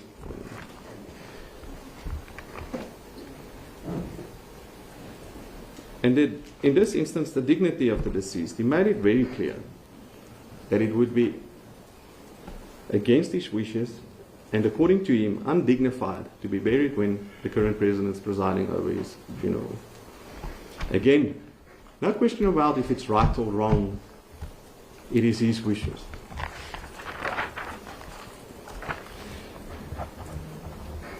Then, my lady, I'll deal with the... See, I still have a few minutes. My lord, I'll deal with the conditional counter application and specifically the condemnation that is being objected to. See, condemnation is in essence being sought for a period of 5-6 days roughly, which I would submit is not a great degree of lateness, taking into account the following: the type of application and the time periods that the parties had to comply with, the very real situation that everybody wants finality to these proceedings, and in the interest of justice, I would submit that those the facts and the pleadings, because the affidavit must contain the facts and the pleading, therefore we had to file the conditional counter application to align our pleadings with the facts. Something the applicant chose not to do any further with regards to what type of relief they sought. They sought a declarative. They didn't seek specific performance in prayer one then. So we needed to align everything to make sure that everything's before court, everything is properly ventilated. The facts that we rely on, which the applicant says is non-existent in that affidavit, is existent. We rely on all the facts already stated, the representation, the impossibility that they admit to say if there's a breach, it's not material, and in any event, it's impossible to agree to such a term because the President will be there. And then obviously the undue hardship has already been dealt with. It will be undignified to force the respondents to have the current President preside over the funeral of the late President. Sorry, are you saying we must read those factors in? Those factors are dealt with because we incorporate the factors of the answering affidavit in the counter application. We start off by saying everything that's said in the answering affidavit is applicable. The reason why the conditional counter application was filed is to bring into a conditional counter claim, which is just the prayers need to align with all the facts. So we're saying there's no agreement, but we're saying, for argument's sake, if the court might find there's some sort of agreement, we need to plead in the notice of motion, in the counter application, that it is impossible to enforce that agreement that they then suppose or present to the court as the agreement. We then need to say that there's undue hardship and that specific performance under these conditions can never be granted because it is subject to the Constitution and the rights of the family. And therefore, what are the facts for this conditional counter? in the answering affidavit and in the affidavit itself. So we must go and look for it in the application for No, my lady did. No. For condemnation, we must go and look for facts in the answering affidavit. No, my lady, we say what the representation is. The representation is that they would stick to AA7 and they did not. That is the representation that was so made. now you say AA7 Well, is a binding contract because they had to stick to it. in the alternative, my lady, if this court finds there's some sort of agreement, I'm entitled to plead the alternative to say that that agreement, if it is found to be there, which we deny, is in fact there was a material misrepresentation about the facts of that agreement. And clearly there is. The parties aren't speaking about the same thing in those negotiations. Then we say further alternatively, even if this court might find that there is not a material misrepresentation, then it's impossible to enforce the agreement as pleaded by the applicant because the late President will always be there once the body is repatriated. And they say as much in the replying affidavit. They do not say he will not preside over the funeral. Nobody seems to be upset that the President will be there, as long as he doesn't play an active role. My lady, reading the replying affidavit of the applicant, he's going to play an active role. They're saying they don't care about this. If the body is there, it is going to happen. They say it's impossible for him not to participate in the funeral. The replying affidavit. But the concession was made earlier in submission that the country insists that he should preside. If I understood Mr. Counsel for the applicant correctly. No, he should not resign. That's paragraph 7.6, which was clearly denied in the answering affidavit. Even paragraph 7.6 in the founding affidavit doesn't say what was submitted to the court. It's the paragraph 7.6 of the founding affidavit, I think, what my lord is referring to. My lord, what I intended to convey was that there may be a difference of interpretation. What does the word preside mean? And what we say is that if you look at what the President would do, he would be present when the military honours take place. He will be present when the funeral service is that's presided over by Bishop Banda, when that takes place, because he will receive the foreign heads of state. If that means he will preside, yes, then he presides. So it's an interpretation issue. They understand what they contend is that he shouldn't be there and he shouldn't use the word preside. What we say is he will do what FAA 7 says. That's what he will do. Nothing more, nothing less. May I please, Your Honor. As the court pleases, I've made the submissions on the conditional counter claim. I don't know if there's any questions on that point.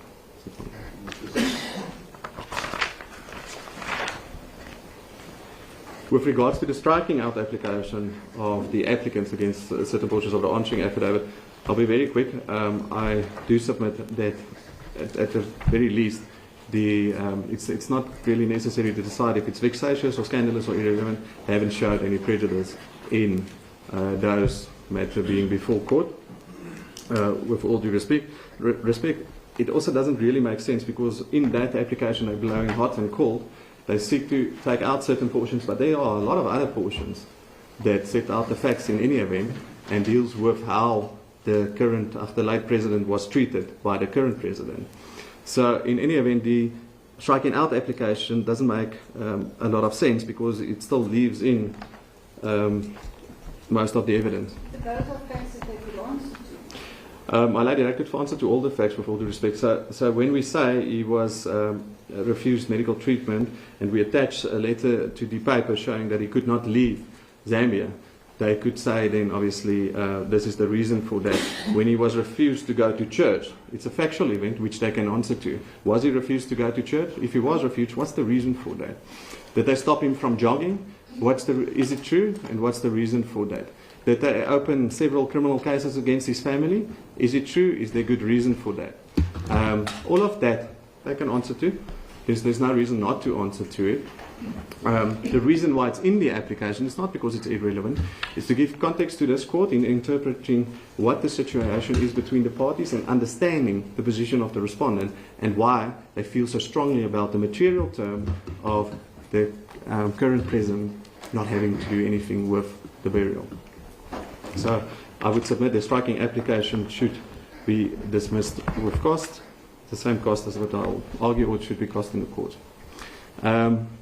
With regards to the respondent's striking out application, there are certain passages in the replying affidavit that wants to, and stated as a fact, which is all hearsay, that the president wanted to be buried in Zambia. And I've listed those paragraphs. There's no evidence showing that he wanted to be buried in Zambia, and they cannot make that submission to the court, and this court can never find such a fact exists. Wherefore, those parts in our striking application is all hearsay and irrelevant and should be struck from the replying affidavit with all due respect.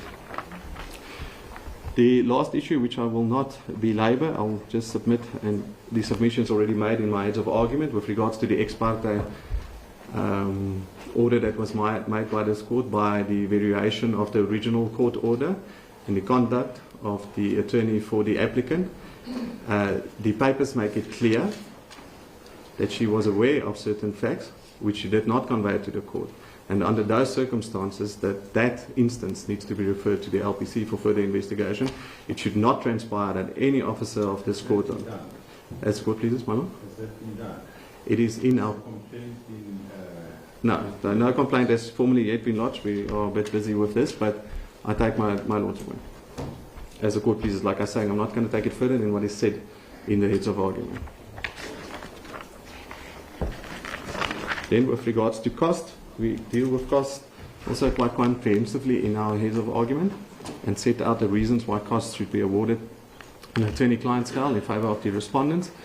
If it's not on an attorney-client scale, I would submit that cost on a scale C would be appropriate, including obviously a cost of the employment of two counsel. The reason being the very serious nature of the application, that the respondent was forced to abandon a burial that was already planned, money already spent. It caused great embarrassment to the respondent and the family to having to cancel that burial on a very, very short notice.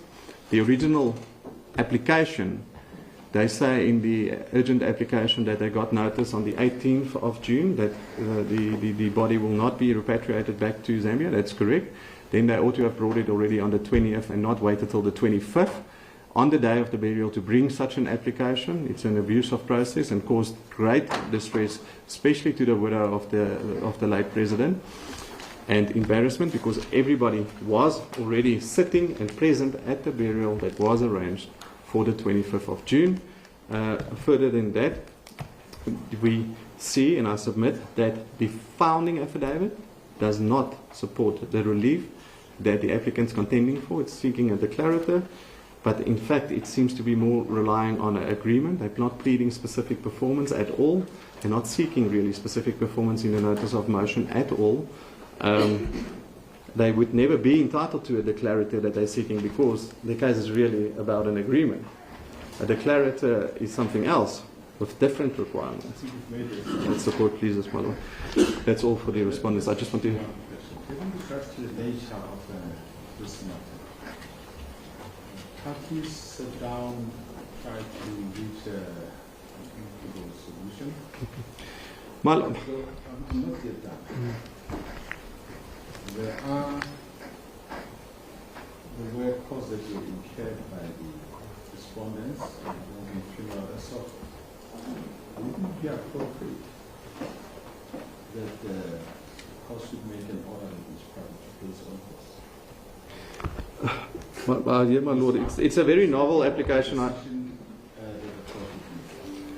I understand what my lord's conveying, that it might be an option for this court under the circumstances dealing with the burial rights, and that there's not really, it seems, pertinent case law on this point yet. It is probably a little bit novel. I can't take it further than that, except to say the respondent should not be out of pocket for trying to... Somehow, it might be there's a concession by the government that they should get benefits, should get a house, vehicle, and so on. Well, my lord, unfortunately... The pension going forward. My lord, unfortunately, I'm not in a position to say what's happening in Zambia and why, or anything at all with regard to, let's call it, undertakings and whether they'll be kept or not kept, and I'm not going to venture into those grounds. But my main question is, would it be appropriate for this court to make such an order? About benefits, then? No, that each party should be liable for its own costs in this application. My lord, I don't think it would be appropriate. I don't think the respondent needs to be out of pocket, with all due respect, but I understand that it's a novel point.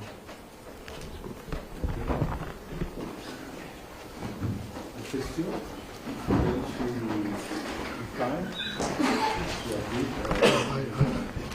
15 minutes, my lord. Firstly, I must just start with a correction. The Kutuane matter, I submitted or stated that matter dealt with a civil law marriage. It's not correct. This is a pre-constitutional matter. It was heard on the 14th of August 1992. So he deals with a customary law marriage, but it was argued on the basis of the common law foot, Van Leeuwen and those authorities. And it's in that context that the judge made those remarks. There's another matter that I just need to also draw your attention to. It's the matter of MT and MC, MT versus MC and Faith Funeral Home. We will upload the reference on case lines. It's the case number. It's a decision by Adams J, Mr. Justice Adams in the South Gauteng High Court. And in that matter also, he came to the conclusion that where there are multiple competing and practical considerations or multiple competing claims, these cannot be ignored and cannot be governed and resolved strictly on the basis of the principles according to the granting of interdicts. The court is obliged to adopt a practical common sense approach. So what the court here did was exactly what the court did in the Tsambo and the matter that I referred to. Which case would that be? It is this case of, Refresh my memory. I know I went to it, but I can't remember. it's MT and MC versus Faith Funeral Home. My lord, I don't know if it is in the bundle. It's not in this bundle. It's either referred to by my learned friend or it was referred to in the matters that were quoted. So we will upload a copy of this decision. But it certainly also lends support to a more equitable approach or more common sense approach, and especially in this type of matter. Firstly, starting with the submission, which I found rather extraordinary, that the late president was an ordinary Zambian. That is simply preposterous. But that argument it's grounded on the provisions of the Benefits Act. And the applicant, through the mouth of the Attorney General, says the Benefit Act is clear that the benefits are just suspended for so long as you engage in active politics. Upon his death, that impediment or the reason for the suspension falls away and the benefits become payable. One of the benefits is funeral costs. And what the Attorney General says is this is the way the Act should be interpreted, which is in the realm of, obviously, your lordships and my lady can read the Act. The Attorney General confirms that a sensible interpretation is the interpretation that the applicant attaches to it. Are we getting an assurance that PESAL now in Zambia is running in favor of the widow? It will, it must. That's what the Act says. She will get a house, I think she gets a car, children get benefits, those will follow. It's in the papers. And then, the concession, you want to how they actually interpret South yeah, the concession that is made. based on the papers, my lord, yes.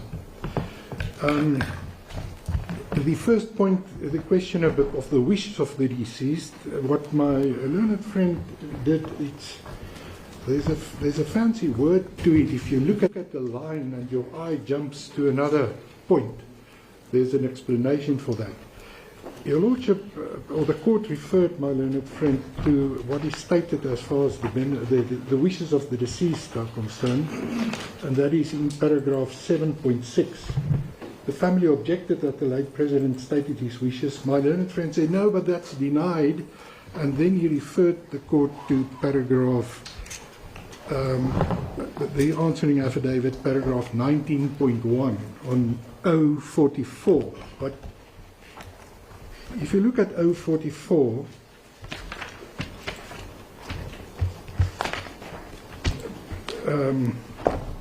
paragraph 19.1, no, sorry, my learned friend referred to paragraph 24. He said, it is denied that the president would preside over a state funeral. It was proposed that the current president only be allowed to receive from the... So his answer to was that, were those the wishes of the president? He said, no, look at what he stated in 24.2. But that deals with an entirely different paragraph. That deals with 7.10. We are busy dealing with 7.6. 7.6 sets out the wishes of the family, or the late president, and that is dealt with in 19.1 on 044. And there the respondent says, the proposed conditions of my family are stated herein. From the listed conditions, it is clear that the family would not agree to the current president playing any role in the burial of the late President Lungu.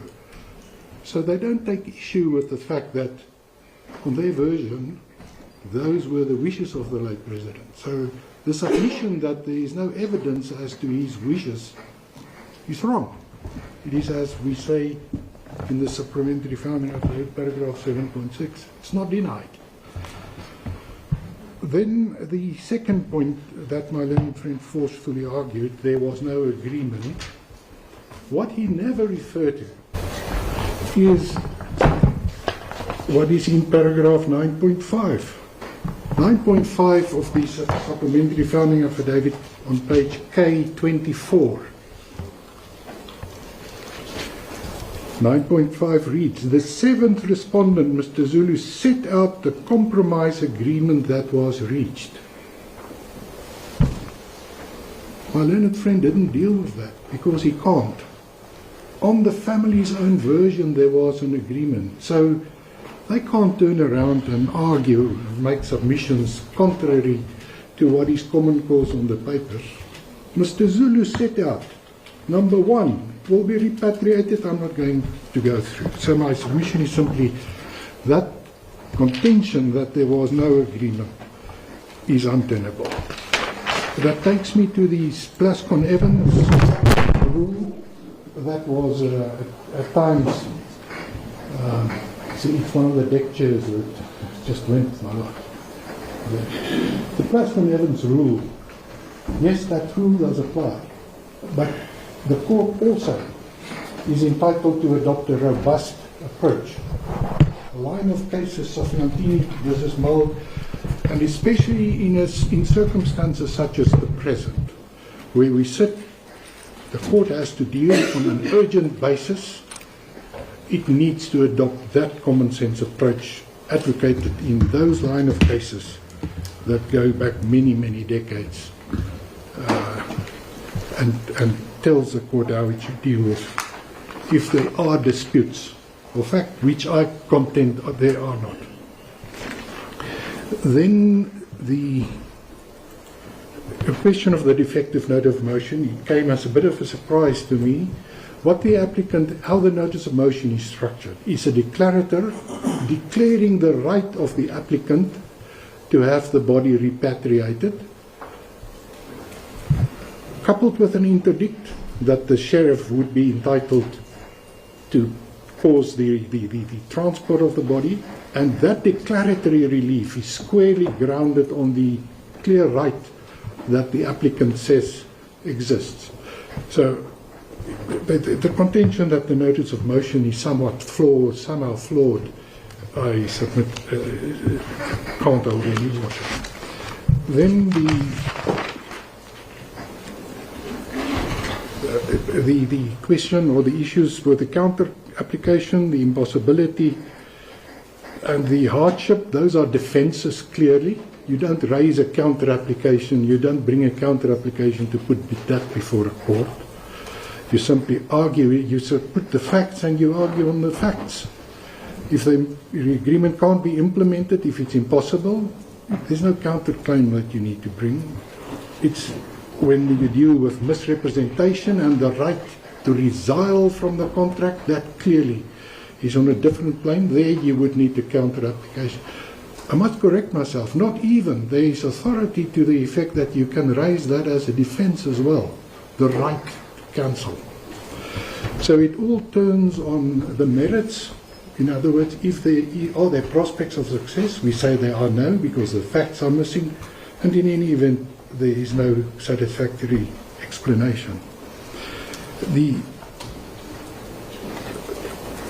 last issue, the question of striking out that the respondents seek insofar as the allegations in the counter, in the reply are concerned. I'm not going to read through those, my lord and my lady. If you read through the allegations that the applicant seek to strike, they are clearly not hearsay. For example, where the Attorney General says, based on the evidence, that's one example that comes to mind. Based on the evidence, it is clear that a certain conclusion must follow. They want that strike, they said it's hearsay. That's clearly not hearsay by any stretch of the imagination. That leaves me with costs. My lords, my ladies, the court indicated that an equitable approach, costs always has that component, maybe not to make an order of costs as to costs. We will obviously not object if you exercise your discretion in that manner, but what we say is ordinarily we would be entitled to costs, and we would also be entitled to the costs of the urgent application. That was because the applicant found out on the 23rd that the funeral will take place on the 25th. It had no choice but to rush to court, to interdict the proceedings, And we say that if there's a cost order, the applicant should also be granted the cost of that proceeding or that process. About the conduct of the applicant in approaching this court on an ex parte basis, as in fact the matter that was already posed. Yes. Isn't that something that we need to look at? My Lord, what happened there? Yes. What happened there is that there was some debate between the parties as to the interpretation of the court order, and the applicant invited the respondent to state its interpretation of the order, which was... Made by agreement, we should keep that in mind. Yes, yes. What the applicant said is that our understanding, taking into consideration the context of that order, is that the body will stay with the undertaker and you can't remove it. And the reason why that debate ensued was because the applicant obtained information that there may be an attempt to move the body. And when the respondent then said, no, we're not in agreement, that's not how the order should be interpreted, the applicant approached the court on the basis that the order was granted in the common or on the common understanding that the body will not be moved, because it will not make sense if these proceedings would proceed and in the interim the respondents can simply move the body, bury it to whatever this proceedings set out to prevent. Now the respondents complain and say no, but the attorney must let the court. That is simply presumptuous, and if they proceed with a complaint, they're obviously welcome to do so. That complaint will be dealt with, no doubt, accordingly. So, my Lord, you may consider the ex parte application. If I'm correct, we don't see costs as far as that is concerned. My learned junior can check. I don't think. Yes. So those costs shouldn't play a role, and you can take it into account, certainly. May please. Thank you very much. The sample submissions made by our council. We hope it will make our task, this difficult task, a bit easier to deal with. We are also alive that there is an urgent matter that needs that judgment should be delivered quickly. The undertaking that this court can make is that they will ensure that judgment is delivered not later than Friday. It may be tomorrow, but not later than Friday. May please. And those ladies, court agents.